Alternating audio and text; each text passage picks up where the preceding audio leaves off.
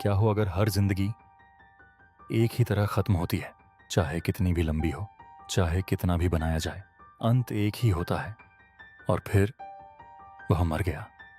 ये अध्याय अलग लगता है। कोई युद्ध नहीं, कोई बड़ी घटना नहीं, बस नाम, पीढ़ियां, समय का बीतना। पहली नजर में ये सिर्फ एक सूची लगता है, लेकिन अगर ध्यान से सुनो तो इसके अंदर एक पैटर्न छुपा है।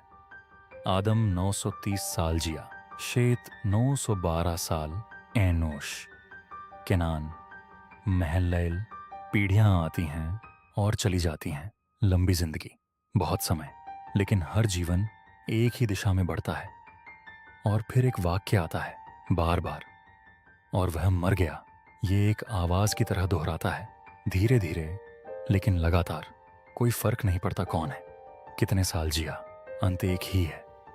सैकड़ों साल, सोच सकते हो, पीढ़ियों को आते जाते देखना, सदियों तक।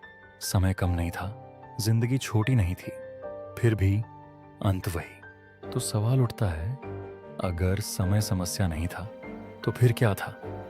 जवाब वापस जाता है अदन में, उस पल में जब सब बदल गया।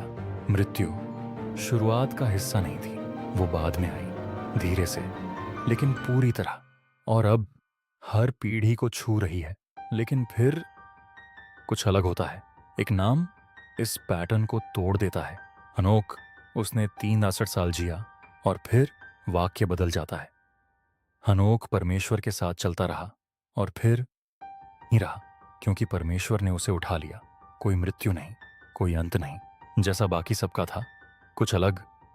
परमेश्वर के साथ चलना एक पल नहीं है, ये एक दिशा है, एक लगातार चलने वाला रिश्ता।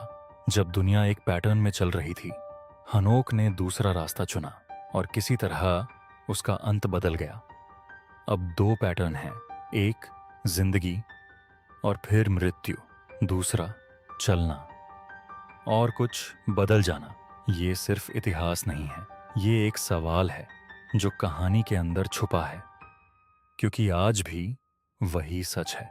समय चलता है, जिंदगी भरती है, साल बीतते हैं और सवाल वही रहता है, क्या जिंदगी सिर्फ जीने के लिए है, जब तक वो खत्म ना हो जाए, या कुछ और भी है, कुछ अलग? पीढ़ियां आगे बढ़ती रहती हैं, नाम जुड़ते जाते हैं, समय चलता रहता है, लेकिन कुछ और भी बन रहा है, धीरे धीरे, चुपचाप। दुनिया बेहतर नहीं हो रही, वो किसी दिशा में जा रही है, एक ऐसे मोड़ की तरफ जहां सब कुछ बदल जाएगा। तो बताओ, जिंदगी की कीमत उसकी लंबाई में है या उसके रास्ते में? क्योंकि जो आगे होगा वो सब कुछ बदल देगा।